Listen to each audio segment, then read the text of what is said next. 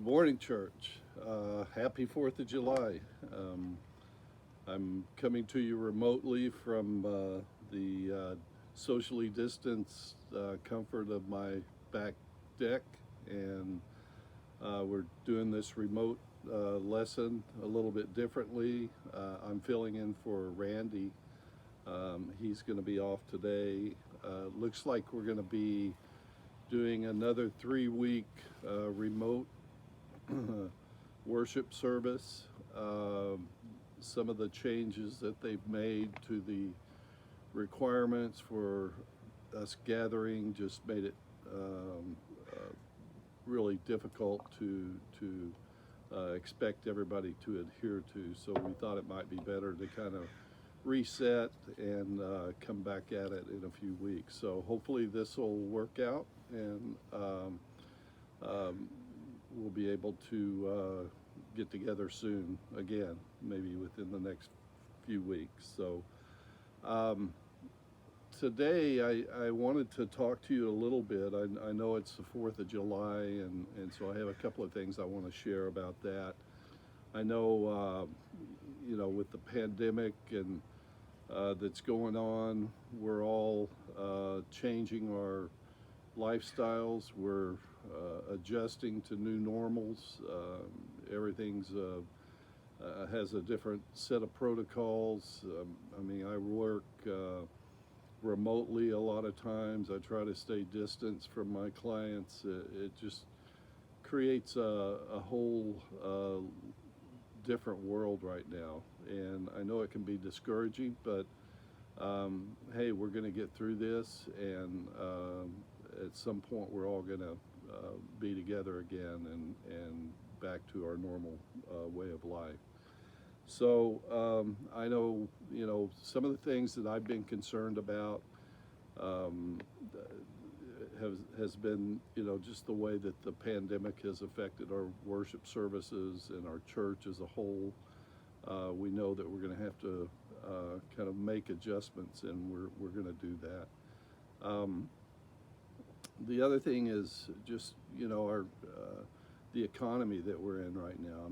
These things kind of compound themselves sometimes, and it just kind of builds on itself. All the unrest and the riots and the looting and just all the chaos that seems to be just swirling around in the world. It's crazy, I know, and but in spite of all that stuff, we know as Christians that there's a light at the end of the tunnel, and there is hope for us. We don't have to worry about what's going on in this world. We know the world is going to take whatever path it's going to take, and as Christians, God finds a way for us to get through all of this, and that's what we're going to do. I was reading from John chapter 14, verse 27, that said, "Peace I leave with you, my peace I give you. I do not give to you as the world gives. So do not let your hearts be troubled, and do not be afraid." So that's what Jesus is telling his followers, that he's in control. He knows what's going on in this world. There's a purpose for all of this, and I think we need to keep reminding ourselves that in spite of our personal challenges, issues, whether it's health, finances, personal issues, mental health, whatever it is, God is going to be with us through that. And I think when we have that positive outlook, that gives us hope to look for better days. And I think that's what we're at Oak Hill are going to focus on here for the near future. So considering that it's 4th of July, back when they first established this country, they were going through a lot of serious issues as well. And I was going to share an excerpt from the Declaration of Independence. It says, "We hold these truths to be self-evident, that all men are created equal, that they are endowed by their Creator with certain unalienable rights, that among these are life, liberty, and the pursuit of happiness. So that to secure these rights, governments are instituted among men, deriving their just powers from the consent of the governed. So our country has a Declaration of Independence that we wrote 240 some odd years ago, and that's been our guiding light, and that's what we're being guided by today in our country. Is three of the main ideas is people have certain inalienable rights, including life, liberty, and the pursuit of happiness. That's our right. And all men are created equal, and that's something that we aspire to and believe. Individuals have a civic duty to defend these rights for themselves and for others. So that's the basis of our country, and that's what our founding principles are, and that's what the people that founded this country believed and put their lives on the line for. So I think we're celebrating that this weekend, and I hope for many years to come that we're able to rise above the challenges so that these principles can live on for our children. And the second document that I came across that I heard somebody quote the other day that kind of rang true for me was that these are the times that try men's souls. The summer soldier and the sunshine patriot will, in this crisis, shrink from the service of his country, but he that stands now deserves the love and thanks of man and woman. So that was Thomas Paine, and he was back during the Revolutionary times. So they were in real dire life and death situations, and in spite of all of that, he saw a need to look for the positive and to seek to stand on the beliefs that he had. And George Washington was so impressed with his essays that he had those read to his soldiers during the war, Valley Forge in particular. And the third document that I wanted to read was a poem by Rudyard Kipling called "If," and I just think there's a lot in this that really kind of has application to today's world. It says, if you can keep your head when all about you are losing theirs and blaming it on you, if you can trust yourself when all men doubt you, but make allowance for their doubting too, if you can wait and not be tired by waiting, or being lied about, don't lie, don't deal in lies, or being hated, don't give way to hating, and yet don't look too good nor talk too wise. If you can dream and not make dreams your master, if you can think and not make thoughts your aim, if you can meet with triumph and disaster and treat those impostors just the same, if you can bear to hear the truth you've spoken, twisted by knaves to make a trap for fools, or watch the things you gave your life to broken, and stoop and build them up with worn out tools. If you can make one heap of all your winnings and risk it on one turn of pitch and toss, and lose and start again from your beginnings, and never breathe a word about your loss. If you can force your heart and nerve and sinew to serve your turn long after they are gone, and so hold on when there is nothing in you except the will which says to them, hold on. If you can talk with crowds and keep your virtue, or walk with kings nor lose the common touch, if neither foes nor loving friends can hurt you, if all men count with you but none too much, if you can fill the unforgiving minute with 60 minutes worth of distance run, yours is the earth and everything that's in it, and which is more, you will be a man, my son. So I think that has that's really, to me, an inspiring poem that really has a lot in it. If you ever get a chance to go back and read it, I just see so many correlations between what's going on in the world today and what is being said there. It's just full of wisdom, I think. And the point I want to make is that all of these men had meaningful words during these periods of great upheaval. I mean, they were all living in such a volatile period of the world, and yet they found ways to rise above all the discouragement and see that there is hope for mankind. And I believe that's we're living through one of those periods right now that we as a country, as Christians, as individuals, we're all being challenged to figure out what our true beliefs are. And I think this is a time for us to draw strength and conviction from these documents, and not just these documents, but more specifically the Bible and the men that wrote that. And I think what these words tell us is that this isn't a time to shrink back, to let our beliefs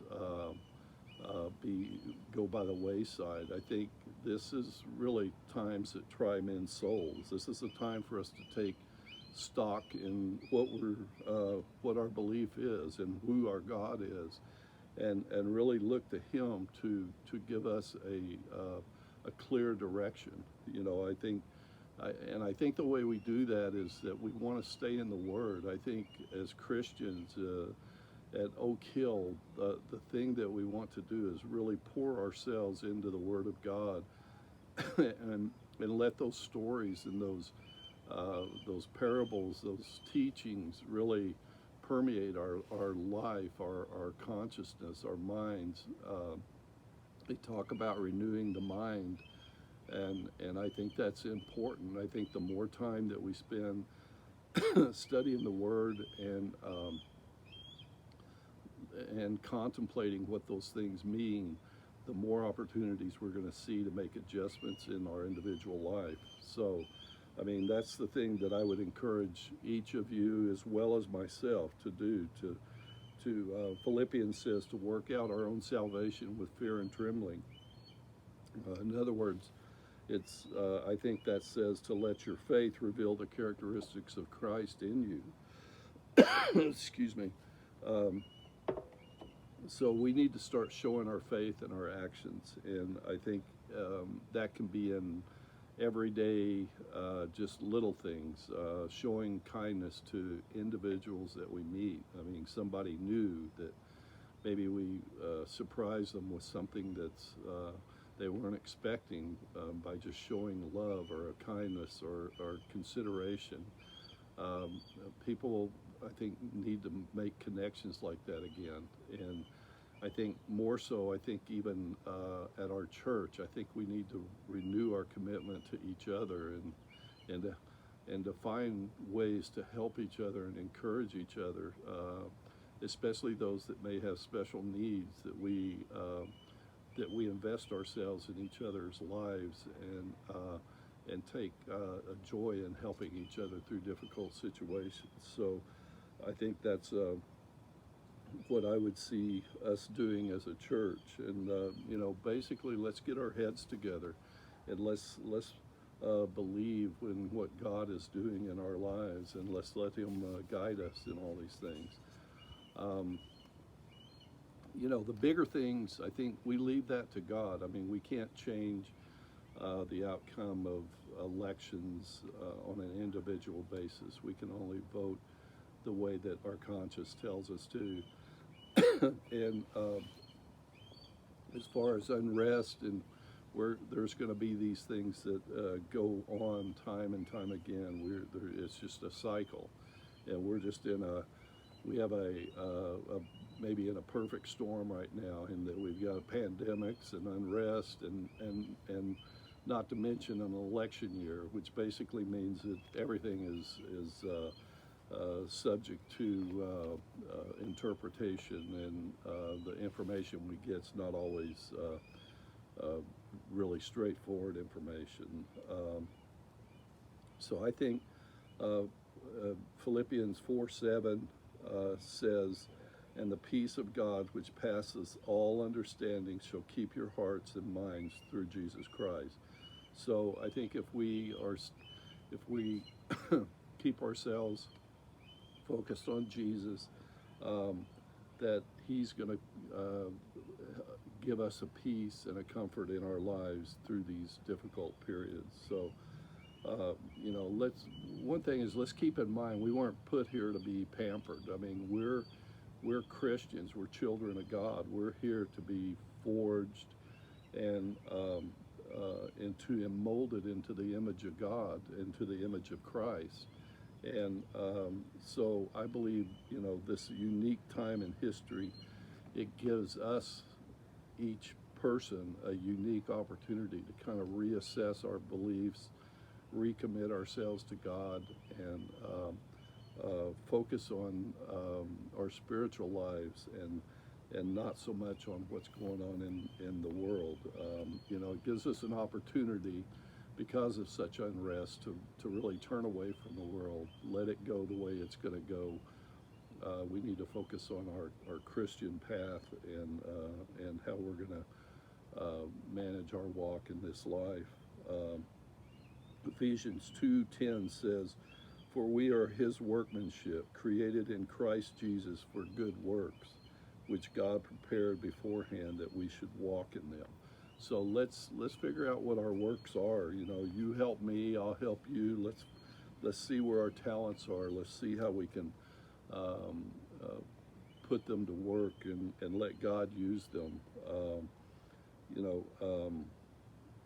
All of this chaos and unrest that surrounds us right now has a purpose, I believe, and I think it gives us the ability to really separate the part that's important in our lives, and the part that can fall by the wayside because it's of the world.